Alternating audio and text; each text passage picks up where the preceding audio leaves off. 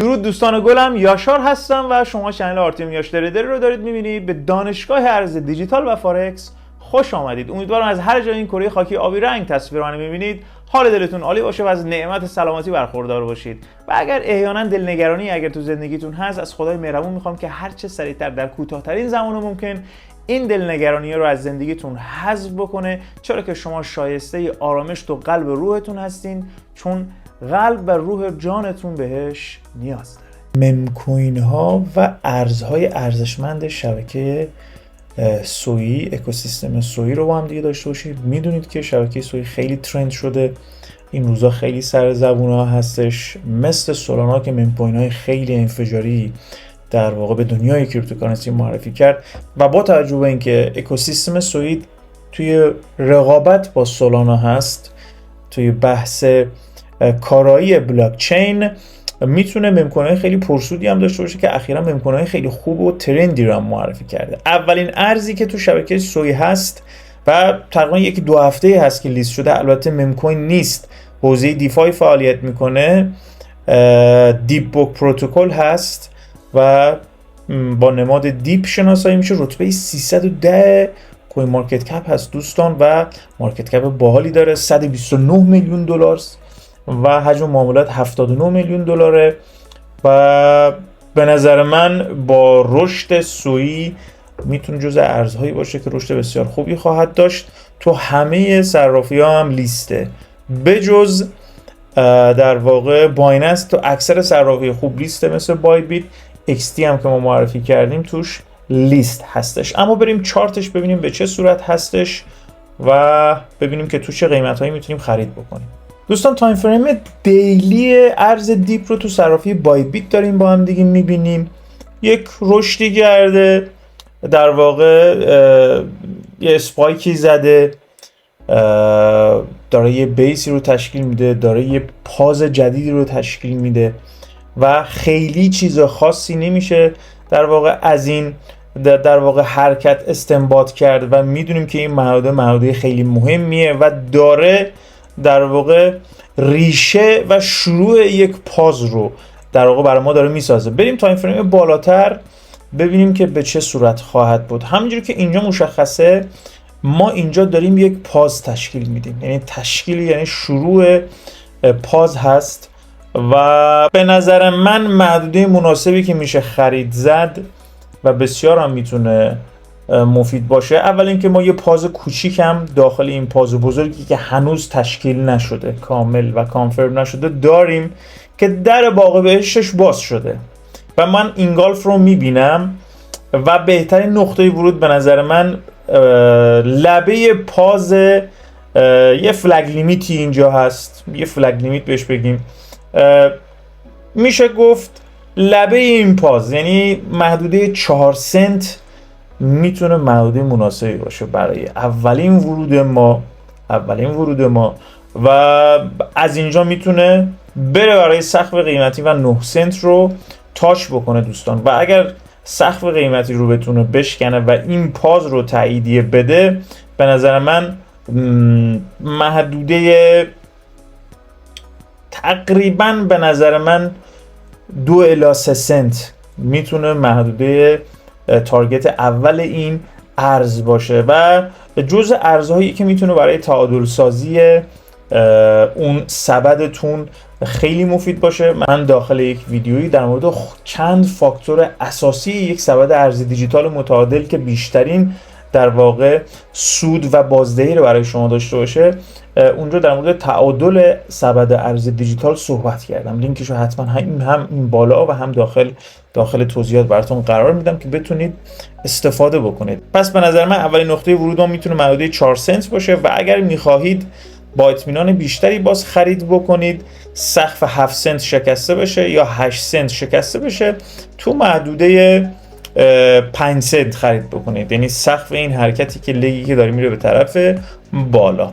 و اگر به نظر من بخواید به صورت استاپ لاس کار بکنید، یعنی زیر محدوده 2 سنت به نظر من اگه بیاد، یعنی 2.6 سنت، به نظر من این ارز میتونه تا محدوده 1 سنت هم بیاد پایین و میتونه پله آخر خرید شما تو این محدوده باشه برای کم کردن میانگین. خب بریم برای ارز بعدی. ممکن سویمن هستش که هنوز تعداد سکه‌ای در گردشش هم تایید نشده و از دیدگاه من هر ارزی که تعداد سکه‌ای در گردشش تایید نشده باشه شیت کوین حتی از نظر من. اما میتونیم به عنوان مم کوین در نظر بگیریم. من تو این ویدیوی تفاوت شیت کوین ها و مم کوین ها و انواع ارزهای دیجیتال رو با هم دیگه بررسی کردم. لینکش رو تو توضیحات قرار میدم، حتما برای شما مفید خواهد بود. مارکت کپ $2 میلیون و تازه هم لیست شده. ترند هم هست، رتبه 3249. حجم معاملاتش توی 24 ساعت گذشته 55% افزایش قیمت داشته. ارز خیلی خوبیه با رشد سویی و بولران آینده. به نظر من جزو مم کوین هایی که ارزش داره که ازش توی کیف پولتون داشته باشید. مارکتش هم بخوایم بررسی بکنیم، توی صرافی XT که من به شما گفتم و معرفی کردم لیست هستش، یا باید از صرافی غیر متمرکز بلو موو که مخصوص اکوسیستم سویی هستش خریداری بفرمایید. بریم برای چارت این ارز. خب دوستان، چارت این ارز رو داریم تو پلتفرم دکس اسکرینر میبینیم. خب قبلا بهتون گفتم دیگه، برای اینکه بتونیم چارت پربارتر و هیستوری بیشتر ببینیم، چون ارزها بیشتر تو صرافی ابتدا در دکس ها یعنی تو صرافی غیر متمرکز لیست میشن و گذشتهشون رو بهتر میشه دید، بایستی از دکس اسکرینر یا دکس تولز استفاده بکنید که آموزشش رو نهایتا این نویدو به شما دادم دیگه. دقیقه شناسایی ارزهای پامپی و ارزهایی که ارزش خرید بیشتری دارن و توی نطفه میشه اونا رو شکار کرد رو آموزشش قرار برای اولین بار توی رسانه فارسی قرار بدم. حتی توی رسانه انگلیسی هم همچی چیزی شما نمیتونید پیدا بکنید. به صورت رایگان میخوام براتون قرار بدم که چطوری ما ارزها رو شناسایی بکنیم. خب بریم برای خود چارت. دوستان تایم فریم 4 ساعته هستش. هنوز ما یه پاز درست درمون 4 ساعته ما اینجا نداریم.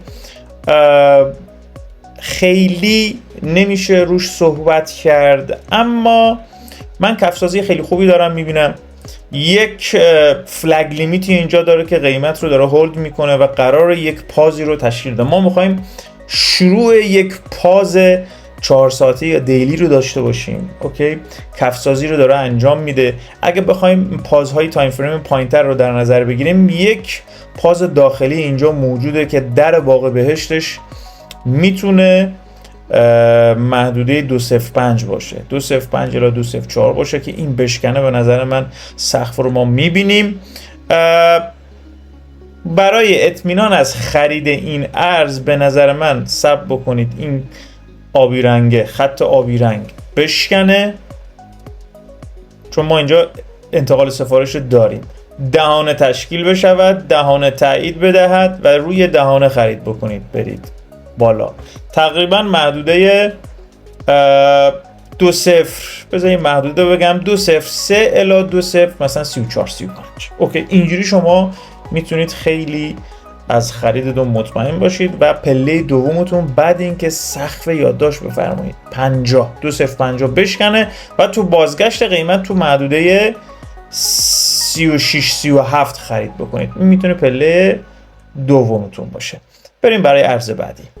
خب دوستان، مم کوین بعدی شبکه سویی، خیلی اسمش هم زیبا و جالبه، سویبا اینو که با نشان سویب شناسایی میشه. منو به یاد شیب یا شیبا اینو میندازه. حتی تمام نمادش هم شبیه شیبا هست و فقط رنگش آبیه. مم کوین جالب دوست داشتنی هستش. 489 تا واچ لیست داره، 13% رشد داشته توی یک روز گذشته. حجم معاملات 295% افزایش حجم داشته. هنوز تعداد سکه‌ای در گردشش تایید نشده. 201 قیمتشه. خب تو شبکه سویی هستش، یه مم کوین هستش و بریم ببینیم که چارتش به چه صورت هستش. مارکتش هم بخوایم بررسی بکنیم، هنوز تو صرافی متمرکزی لیست نشده دوستان. حالا تو XT هم چک بکنید، اما اینجا دیتا که اینجا داره میده هنوز لیست نشده. باید از خود صرافی سویی بخرید، سویی یعنی غیر متمرکز دیگه، یا توربو فایننس یا سویی خریداری بکنید. ارزهایی که روی شبکه سویی هستن بایستی از صرافی غیر متمرکز خرید بکنید. من آموزش صرافی های غیر متمرکز رو تو همین 3-4 روز آینده براتون بارگذاری خواهم کرد. اما بریم چارتش ببینیم به چه صورته. خب بازم طبق معمول با توجه به اینکه تو صرافی متمرکز هنوز لیست نشده، ما داریم از پلتفرم دکس اسکرینر روی صرافی بلو موو یعنی استفاده میکنیم. چارت بدی نیست، اصلاح خیلی خوبی داده، چند تا پاز موقع رفتن به بالا تشکیل داده، در باغ بهشت به نظر من باز شده، از محدوده خوبی هم حمایت شده. به نظر من اگر بخواید اولین پله خریدتون رو داشته باشید بیاد تو این محدوده، یعنی محدوده 2.0.1.2.3 محدوده بسیار خوبی میتونه باشه، مخصوصا اگر اینجا کفسازی هم انجام بده، یعنی یک بار دیگه تاییدیه بده. و من اینجا اگه براتون بکشم شاید براتون قابل ملموس باشد، اینو فعالش هم بکنم. به این صورت اگه بیاد فعال نشد،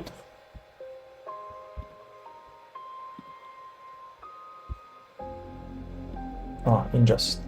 اگه بیاد اینجا یک کفسازی خیلی خوشگل انجام بده، یعنی چند بار این محدوده رو تست کنه و بیاد دهانه تشکیل بده و بشینه روش، این میتونه محدوده خیلی خوبی، این شکلی خیلی میتونه محدوده خوبی باشه، ساختار خوبی باشه برای خرید. و اگر میخواید با ریسک کمتری خرید بکنید، این سقف شکسته بشه، سقف 2.0.24 شکسته بشه و تو بازگشت قیمت تو محدوده 17-18 خرید بکنید، یعنی تو همین محدودهایی که الان هستش. پس دو پله برای خرید براتون اعلام کردم. تارگتش میتونه سقف قیمتی باشه، تقریبا 3 الی 4 برابر افزایش قیمت، و اگر سقف بشکنه حداقل تا میتونه خودش رو 1 سنتی شدن نزدیک بکنه دوستان، حداقل در پله اول 2.08 و تارگت بعدی میتونه 1 سنتی شدنش رو هم ما ببینیم. بریم برای ارز بعدی. ممکوین بعدی شبکه سویی که از قدیمی ترین ممکوین های شبکه سویی هستش ارز بلاب هست یا بلوب و رتبه 2880 هستش و نسبت به سقف قیمتیش 52% کاهش قیمت داشته و با توجه به اینکه قدیمی هست تو اکثر صرافی ها لیست تو مکسی و اکستی هم هست، تو اکستی که معرفی کردم هستش و مارکت کپش بسیار جذابه، 25 میلیون دلار و رتبه 2880. حجم معاملاتش تو 24 ساعت گذشته 6% افزایش قیمت داشته، نسبت به 7 روز گذشته هم تقریبا 27% افزایش قیمت داشته. اما بریم روی چارت، بریم نقطه بهینه ورود و خروج این ارز به چه صورت هستش. همینجور که دارید مشاهده میکنید من بازم اومدم توی پلتفرم دکس اسکرینر که بتونم هیستوری بیشتری از این ارز داشته باشم، که بتونم تحلیل بهینه تری داشته باشم. دوستان عزیزم خیلی چارتش شبیه ارز قبلی، از نقطه خیلی خوبی داره برمیگرده و داره یه پاز رو در واقع پاز روزانه رو تشکیل میده.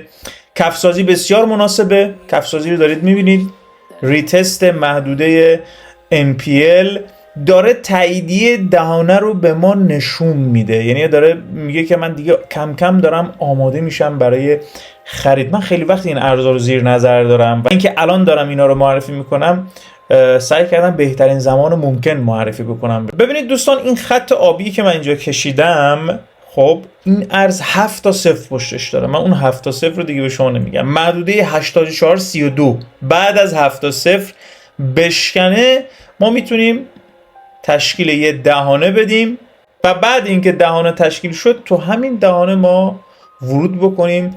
برای کجا؟ برای حداقل سقف، برای حداقل سقف. هرچند که در باغ بهشت هم اگه بخوام با دقت نگاه بکنم فکر میکنم تو این محدوده ها باشه، تایم فریم پوینتر نیازه و اصلا خیلی ساده همین سقف بگیریم دیگه. همین سقف من یه خط اینجا بکشم، این سقف میتونه در واقع بهشت باشه، یعنی بشکنه به راحتی سقف رو ما میتونیم بزنیم و میتونید شما یه پله اینجا خرید کنید، پله بعدی رو این وقتی بشکنه سقفش رو اعلام میکنم. اینجا دیگه یه صفر کم کرده، یعنی 6-0-10 یعنی شما به این صورت میتونید خرید بکنید. این بشکنه، دهانه تشکیل بده، اینو اینگالف کنه، بیاد روی این دهانه بشینه و بره. به این صورت این بهترین حالت ممکن میتونه باشه. بهترین حالت ممکن میتونه باشه. البته هرچند که قبل اینکه اینو اینگالف بکنه ممکنه یه اینگالف داخلی اینر چیزی باشه که خب حالا دور از تخصص شما خواهد بود. اگر قبل اینکه این خط آبیه رو اینگالف بکنه که سقفش 0.610 هست، یعنی دارم محدوده رو اعلام میکنم، رو این دهانه بشینه، محدوده 7088 89 اینا میتونه محدوده خوبی باشه. اما اگر این کار انجام بده بسیار دقیق تر خواهد بود. مم کوین بعدی اسمش هیپو هستش. تعداد سکه‌های در گردش هم اومده، تیک آبیش هم گرفته، از حالت شید کوین هم در اومده. 80 میلیون مارکت کپشه، مارکت کپ جذابی داره برای رشد کردن. خب توی 24 ساعت گذشته 13% کاهش حجم داشته، 7% هم مارکت کپ و قیمتش کاهش پیدا کرده. بخوایم مارکتش رو بررسی بکنیم ببینیم تو چه صرافی‌های لیسته، توی همه صرافی‌ها لیست تقریبا جز بایننس، توی صرافی XT هم که معرفی کردیم لیست هستش. اما بریم چارتش ببینیم به چه صورت هستش. خب برای اینکه من یه چارت کاملی ازش داشته باشم دوباره اومدم تو پلتفرم دکس اسکرینرز، از تو صرافی غیر متمرکز دارم چارتش رو نگاه میکنم. قیمت اصلاح خیلی خوبی داده بعد اینکه سقف تقریبا 1 سنت رو 1.8 سنت رو ثبت کرده. الان تو محدوده قیمت 208 هستش. باید از این محدوده ها بره بالا، و این گره‌ای که من اینجا قرار دادم یک محدوده حمایتی خیلی خوبی میتونه باشه. به دو صورت میتونید شما خرید بکنید. یکی اینکه ساب بکنید از این محدوده، یک بار دیگه از همین محدوده در واقع MPLش بیاد حمایت بشه، بیاد سقف آبی رو بشکنه. به این صورت سقف آبی رو، یعنی سقف آبی چقدر قیمتش یادداشت کنید 209، این بشکنه، تاییدیه بدهد، بعد شما اینو بخرید برای هدف، چون این محدود پاز دیگه میره بالا. اوکی، تا این محدودها احتمال تارگت اولتون میتونه باشه تقریبا 1.5 سنت. اوکی، اما سناریوی دوم به چه صورت خواهد بود؟ سناریوی دوم به این صورت خواهد بود که قیمت ممکن از اینجا حمایت نشود. اگر حمایت نشد این میشکنه، میاد توی فرکتال این محدوده سبز رنگ و اینجا مجددا بیاد دوبار این محدوده رو تست کنه، دهانه تشکیل بشه مثل همیشه و این تاییدیه رو بدهد و از این محدوده 2078 بخواد حرکت کنه به طرف بالا. پس ما دو تا سناریو داریم و دو در واقع محدوده خرید. در این میم کوین های شبکه سوی رو بهتون معرفی بکنم. یه چند تا دیگه هم هست اما هنوز تو کوین مارکت کپ تایید نشدن، مثل سویمون و لوپی و الایکیو و پلاپ و اینا هم از میم کوین های شبکه سویی هستن، اما یه درجه ارزششون پایین‌تر. چارتاشون رو که من نگاه کردم خیلی چارت جالبی ندارن، بسیار بسیار ریسکی تر هستند و به درد شاید هولد بلند مدت نخورن و فقط یه سودی حواستون مثلا به چارت باشه و بتونید بهشون نگاه بندازید. من اسمشون رو این زیر می‌نویسم، اگه دوست داشتید بهشون نگاهی بندازید. ولی اینایی که من معرفی کردم در بهترین حالت ممکن بودم و سعی کردم که بهترینا رو برای شما معرفی بکنم. اگر این ویدیو براتون مفید بوده حتما لایک، کامنت و حمایت یادتون نره. اگه دوست داری این سری از ویدیوها رو ببینی و ارزهای که پتانسیل خیلی خوبی داره به شما معرفی بکنم، سابسکرایب یادتون نره. من قرار نیست فقط بهتون ارز معرفی بکنم، بلکه اینکه قرار آموزش اینکه چطوری این ارزها رو پیدا بکنید و چه از نظر تحلیل تکنیکال و چه از نظر فاندامنتال، چه از نظر اقتصاد کلان، چه از نظر فاکتورهای روانشناسی به زودی آموزش‌های بسیار بسیار خوبی رو برای شما قرار خواهم داد. هرچند که ما آموزش تحلیل تکنیکال رو تو پلیلیست پرایس اکشن پیشرفته RTM به صورت کامل قرار دادم. از این به بعد می‌خوایم بریم برای آموزش تحلیل شاخص‌های اقتصادی، تحلیل شاخص‌های روانشناسی و بتونیم از این شاخص‌ها گردش بازار رو بتونیم تشخیص بدیم. اگه کاربر جدید دنیای ارز دیجیتال هستی که پلیلیست دانشگاه ارز دیجیتال هم میتونه به شما کمک بکنه و هر آنچه که شما نیاز دارید تو این دنیای پرسود اما پر از کلاهبردار دنیای ارز دیجیتال یاد بگیر، من اونجا براتون قرار دادم. بیش از 40 ویدیو ارزشمند تو این پلیلیست قرار گرفته. تو قسمت توضیحات و این قسمت بالا قرار میدم. امیدوارم که براتون مفید باشه. خیلی ممنون که تا انتهای ویدیو همراه من بودید. تا ویدیوی بعدی شما رو به خدای بزرگ میسپارم. روز خوش، روزگارتون طلایی.